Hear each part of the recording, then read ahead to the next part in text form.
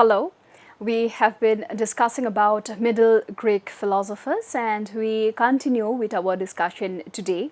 We have discussed about Plato and we will be seeing how or if at all Plato's theory of forms vis-a-vis his allegory of the cave could be mapped to our Eastern philosophical studies. This is Dr. Ananya Barua, Associate Professor in the Department of Philosophy, Hindu College. Now, we had discussed in our previous lecture about how Plato, in his simile of the sun analogy to his allegory of the cave, it is all about pursuing the good, and the good is beyond being, for it is supreme, it is the source of all intelligibility and order. Whether it was the prisoner who had freed himself to go outside the cave and visualize firstly the shadow, his comfort zone, to the object from where the shadow was being cast, to the source of all, the sun, and then when he comes back to the cave to so-called enlighten his fellow prisoners and was taken with a pinch of salt. This is basically the journey from a prisoner to a freed philosopher who moves from the world of doxa to episteme. We will be trying to explore today in this discussion about a thought experiment where we will try to see if Vishnu's Maharupa, the Vishwarupa in the Bhagavad Gita, can have some similarity with the allegory of the cave vis-a-vis the philosophy of the form. In the Bhagavad Gita 9, Krishna reveals his cosmic form of Vishwarupa or the Maharupa to Arjuna. This form, as we know, is dazzling. It is radiant like 1,000 suns, encompassing all worlds, all beings, time and death. Arjuna sees in Krishna's form the ultimate reality, the creator, the preserver, the destroyer, beyond comprehension, all one at the same time. Like Plato's good, Vishnu's cosmic form is the ground of being and knowledge, the source of both creation and dissolution. If we check at the PPT here, we see that Plato's sun, which is the form of the good, and Vishnu's Maharupa, Gita's 9, the Plato's sun is an analogy for the form of the good. The Maharupa is a direct theophany, vision of divine reality. Plato's sun is the source of knowledge, illumination of truth. Vishnu's Maharupa is the source of knowledge and devotion. Arjun gets or gains insight into cosmic reality. Plato's sun is the source of being or value. It gives reality to all other forms. Vishnu's Maharupa is the source of all existence. It contains within it all beings, time and destruction. Plato's sun again is abstract, metaphysical principle beyond being. Vishnu's Maharupa is personal, divine form. Vishnu, Krishna as cosmic lord. Plato's sun is accessible only through philosophical reasoning and dialectic.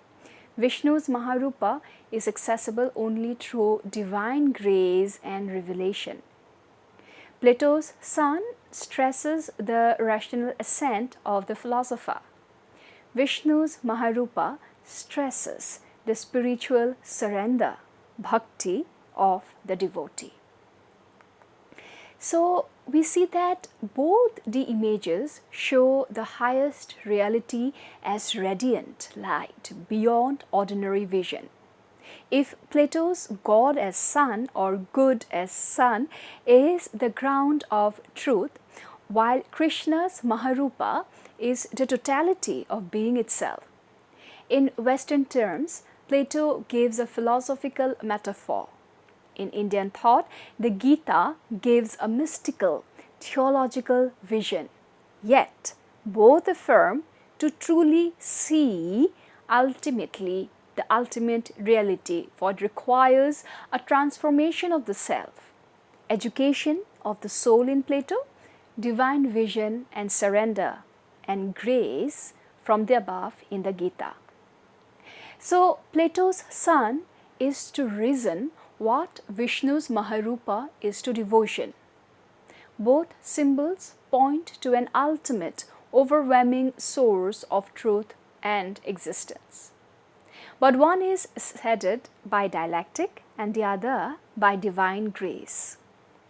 Now, this Plato's sun and Vishnu's Maharupa, the comparative meditation, a thought experiment, has been carried out to make all of us understand that Plato's philosophy is still alive and kicking. There are many such mappings which can be done, and today our focus has been largely with the Vishnu's Maharupa, its mapping with Plato's sun. So, philosophy and theology across cultures have often turned to the metaphor of light to articulate the highest reality. In Plato's Republic, the simile of the sun represents the form of the good, the ultimate principle that makes knowledge and being possible. In the Bhagavad Gita, the Maharupa or the Vishwarupa revealed by Krishna to Arjuna manifests as a cosmic theophany, dazzling with the radiance of 1,000 suns, revealing the ground of all existence. Though arising from distinct cultural metrics, these two visions converge in their use of overwhelming luminosity to gesture towards what lies beyond ordinary human perception, even as they diverge in metaphysical orientation and spiritual method. Now, in Book 6 of the Republic, Plato distinguishes between the sensible world of appearances and the intelligible world of forms. The highest of these forms is the good, agathan, which is to thought what the sun is to sight. Just as the sun illuminates objects so they may be seen and also gives them life, the good illuminates the intelligible world, making truth and knowledge possible and grants being and value to all things. The good is beyond being, transcendent yet foundational. Knowledge of the good is the pinnacle of philosophy, attained through dialectical assent, and it is what qualifies the philosopher king to rule. The Maharupa of Vishnu, the dazzling totality, we see in chapter 9 of the Bhagavad Gita. Krishna reveals to Arjuna his cosmic form or the Vishwarupa or Maharupa. This form transcends all imagination, countless faces, countless arms, holding all worlds within himself, radiant like 1,000 suns rising in the sky at once. Unlike Plato's metaphor, this is not an analogy but a mystical vision granted by divine grace. The Maharupa encompasses the cycle of creation, preservation and destruction. Arjuna sees in Krishna both the nurturing cosmic order and the terrifying destroyer of Kala, time. The vision humbles Arjuna into recognizing Krishna as the Supreme Lord, Parameshwara, beyond comprehension, yet accessible through devotion, bhakti. Now, if we talk about the convergences, we see light as ultimate reality in both. Both Plato and the Gita use the light imagery to express ultimate reality. For Plato, the good as sun is the source of intelligibility and value. Without it, there is neither knowledge nor existence. For the Gita, Krishna's Maharupa blazes with infinite luminosity encompassing all beings within itself, the source and end of existence. In both cases, ordinary vision falls, or rather fails. The soul must be transformed through philosophy in Plato's scheme, through divine grace and devotion in the Gita, in order to behold what lies beyond the limits of perception. Now, if you talk about the divergences, we see the same in philosophy and theophany. Despite these similarities, the orientation of each vision differs. Plato presents a philosophical metaphor. The good is an abstract principle, apprehended by reason after long dialectical training. The sun is only an image that guides thought towards metaphysical truth. The Gita offers a theophanic revelation. Arjuna actually beholds the cosmic form of God not as a metaphor, but as a lived mystical experience. Here, knowledge is inseparable from grace, and realization culminates not in abstract contemplation, but in surrender, saranagati, and devotion.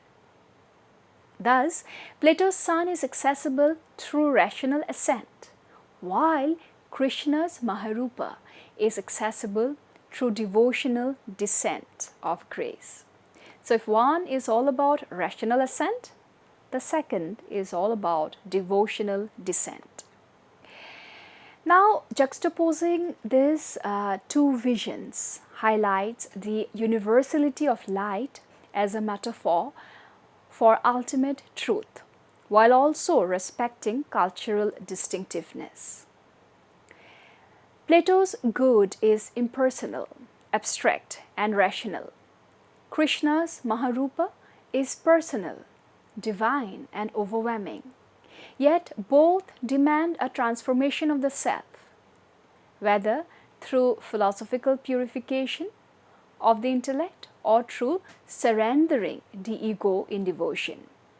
Together, they remind us that the quest for ultimate reality, whether through dialectic or bhakti, is a journey of transcendence where human limits are broken open by the light of the Absolute. Now, there are several authors from the Indian perspective too who have talked or rather worked in these areas. Some of them are, those scholars who have explored the parallels between Plato and Indian traditions, particularly Vedanta and the Gita. And some of them are Sarvapalli Radhakrishnan in Indian philosophy and commentary on the Bhagavad Gita. He often compares Platonic forms and the idea of the good with Vedantic Brahman. Ananda K. Kumaraswamy explored symbolism across East and West, including light metaphors and Platonic resonance in Indian texts. In B.N.K. Sharma, in his works on Vedanta and comparative philosophy, draws parallels between Platonic and Indian metaphysical frameworks. J.N. Mohanty, as a comparative philosopher, he often puts Indian thought in dialogue with classical Western philosophy.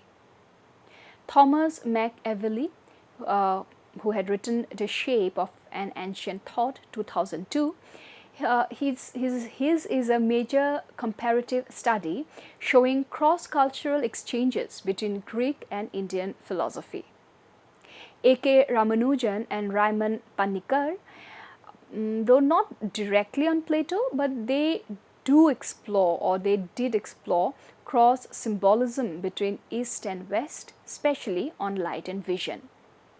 Charles Bigger, who wrote on Plato and Indian philosophy in the context of metaphysical vision. Now, about Arjuna and the Maharupa, we must understand that in the Bhagavad Gita of chapter 9, when Krishna grants Arjuna the divine eye or the Divya Chaksu, Arjuna beholds the Vishwarupa or the Maharupa. At first, Arjuna is overwhelmed and amazed. He praises Krishna as the supreme being, containing all gods and beings, shining with infinite radiance. But soon, the awe turns into terror. He sees terrifying aspects, devouring mouths, blazing eyes, countless forms, swallowing warriors like moths into a fire. Arjuna trembles. His hair stands on his end. His mind is shaken. Out of fear and intimacy lost, he pleads, quote, I am frightened at the sight of you. Show me again that gentle form, O Krishna, with crown, mace, and discuss, the familiar form of my friend and charioteer. Unquote. This is from the verse Gita, chapter 9, 45 to 51. Thus, Arjuna prefers the accessible, human Krishna, the friend, over the incomprehensible cosmic vision. Now, what is important is why are we even discussing this and why was this shift needed? Firstly, psychological reason. The Maharupa is too vast and terrifying. Human consciousness cannot dwell easily in the infinite. Arjuna longs for intimacy, reassurance, and familiarity. Relational reason. Arjuna's bond with Krishna is of friendship, guidance, and trust. The cosmic Lord inspires awe but distances. The personal Krishna restores closeness. Philosophical reason. The Maharupa is truth unveiled in its totality, but Arjuna's human condition requires a meditated, relational way to engage reality through Krishna's personal form. Now, the analogy with Plato's doxa and episteme at this juncture would be interesting. Plato, as we know, distinguishes between doxa, that is opinion, belief, and he tied to the world of appearance limited by human perception, partial and comforting in its familiarity.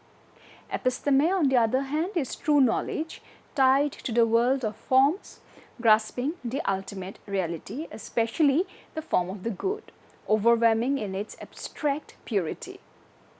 Now, if we map this to the Gita, we see the Maharupa, like episteme, it is full disclosure of truth, dazzling and terrifying in its completeness. Just as the philosopher must train or must be trained for years to see the good, Arjuna needs divine empowerment even to glimpse the Maharupa. The friendly Krishna, like doxa, but in a paradoxical way, not in the sense of falsehood, but in the sense of mediated, accessible appearance. The truth in its fullness is too overwhelming. What the human can live with is a partial vision in familiar form. But there is also a twist. For Plato, episteme is superior to doxa. The philosopher must leave the cave and never return to shadows. In the Gita, bhakti allows a return. Krishna takes the gentle form not to deceive Arjuna, but to allow him to live and act in the world. Truth or Maharupa is not denied but mediated through relationship and grace. Philosophical significance. Both traditions affirm the absolute vision is overwhelming. Plato emphasizes rational training so the philosopher can endure the vision of the good. The Gita emphasizes grace and devotion, showing that the devotee may not dwell in the cosmic form but can live in truth through relationship with the divine. Arjuna was not comfortable with the Maharupa because it was too vast and terrifying for human consciousness. He longed for the familiar Krishna.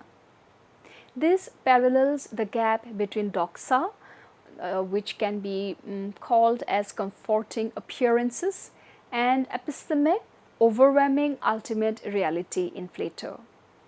Yet, while Plato demands the ascent to episteme, the Gita shows the divine descending again into accessibility, truth mediated through compassion. Now, Arjuna's discomfort before the Maharupa is not mere weakness, but a profound commentary on the limits of human finitude before infinity. The cosmic form discloses reality not as filtered through human categories of friendship, justice, or beauty, but as the totality of existence encompassing creation, preservation, and destruction in a single vision. Such a disclosure overwhelms not only the senses but the very structures of human understanding. In Plato's language, it is akin to the transition from doxa to episteme, from the realm of shadows and appearances to the full radiance of the forms, especially the form of the good. The ascent to episteme is destabilizing, even painful, because it requires the dissolution of the familiar comfort of appearances. In the allegory of the cave, the freed prisoner at first suffers blindness before the sun.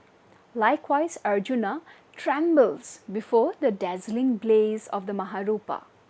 Yet, here the traditions diverge in emphases. For Plato, the philosopher must accustom the soul to withstand the brightness of truth through dialectical training, slowly ascending until vision becomes stable. The divine offers no concession. It is the responsibility of reasons to rise. By contrast, the Bhagavad Gita presents a reciprocal movement. While Arjuna is granted a glimpse of ultimate reality, Krishna, out of compassion, resumes his gentle human form so that Arjuna may live and act without paralysis. So, truth does not remain inaccessible, nor does it crush the finite being. Rather, it descends again into the familiar, mediating infinity through relationship and love. Where Plato envisions and orders ascent from doxa to episteme, the Gita presents a dialectic of ascent and descent.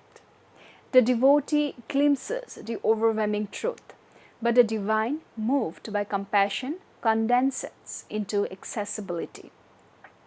Philosophically, this contrast discloses two different orientations towards ultimate reality. One, rational and impersonal, demanding transformation of the knower. The other, relational and personal, where the absolute accommodates itself to human limitation without ceasing to be infinite. So we see that Arjuna's encounter with the Maharupa of the Bhagavad Gita, chapter 9, marks a turning point in the epic. He beholds Krishna's cosmic form radiant with countless eyes, mouths, and weapons, encompassing creation and destruction in a single overwhelming vision. Yet this revelation is not met with ease. Arjuna trembles, confesses fear, and finally begs Krishna to return to the familiar, intimate form of the charioteer and friend. This reaction is not a failure of devotion, but an existential commentary on the limits of finite consciousness when confronted with infinite totality. In Platonic terms, the experience may be compared to the movement from doxa to episteme. In the Republic 6 chapter 7, Plato's simile of the sun and the allegory of the cave describe truth as dazzling, even painful. The freed prisoner is accustomed only to shadows, is initially blinded by sunlight. His sight must gradually be trained to endure the radiance of the forms, culminating in the form of the good. Similarly, Arjuna's vision of the Maharupa overwhelms his senses and threatens his existential grounding. In both traditions, ultimate reality is not immediately hospitable to the human knower, it destabilizes before it illuminates. Yet, the divergence is equally significant. For Plato, the philosopher must ascend through dialectic and habituation to stabilize their vision of the good. The divine makes no concession. Reason must rise. In the Gita, however, a reciprocal movement occurs. While Arjuna momentarily ascends to witness the ultimate, Krishna, out of compassion, descends back into the familiar form. Truth is thus mediated through relationship, bhakti, as much as through vision. The divine becomes accessible without ceasing to be infinite. Where Plato envisions a one-way ascent from doxa to episteme, the Gita offers a dialectic of ascent and descent. Truth dazzles and terrifies, but then reassures and sustains through divine grace. This comparative insight has not gone unnoticed in scholarship. Thomas Machiavelli, in The Shape of Ancient Thought 2002, has drawn parallels between Greek and Indian metaphysics, especially in their accounts of ultimate reality and vision. Radhakrishnan, in his The Bhagavad Gita 1948, emphasizes Krishna's dual role as cosmic, absolute and personal companion, contrasting it with the impersonal absolutism of Greek rational metaphysics. More recently, scholars like Janardhan Ganeri in his Philosophy in Classical India 2011 and Martha Nussbaum, The Fragility of Goodness 1986, have explored how different philosophical traditions handle the tension between the overwhelming and the accessible in human encounters with the divine or the ultimate. Thus, the analogy of Arjun's trembling before the Maharupa and Plato's account of the blinded philosopher suggests two distinct but resonant models of truth. One rational and ascensional, demanding transformation of the knower, the other relational and compassionate, where ultimate reality condescends to the human finitude. Both affirm that truth is not merely seen but endured. Yet they differ in how the gap between appearance, doxa, and reality, episteme, is bridged. Some of the references, if one is interested, one can check out the Bhagavad Gita, chapter 9, basically the pages 23 to 31, also chapter 11. Radhakrishnan's, again, the Bhagavad Gita, the publishing house is also given. Plato's Republic, of course, for Simile of the Sun, the Allegory of the Cave, Plato the Republic, the Bhagavad Gita, Thomas Machiavelli's The Shape of Ancient Thought, comparative studies in Greek and Indian philosophies. And we also have Radhakrishnan's work on the Indian philosophy, Janardhan Ganeri's Philosophy in Classical India, The Proper Work of Reason, Martha Nussbaum's The Fragility of Goodness, Luck and Ethics in Greek Tragedy and Philosophy. So this was about our mapping, or an attempt that we have done today is to map the theory of form of Plato vis-a-vis the Allegory of the Cave and the Simile of the Sun with our Oriental tradition, and here we have tried our best to map it with the Vishwarupa of Arjuna in front of Krishna. Thank you so much.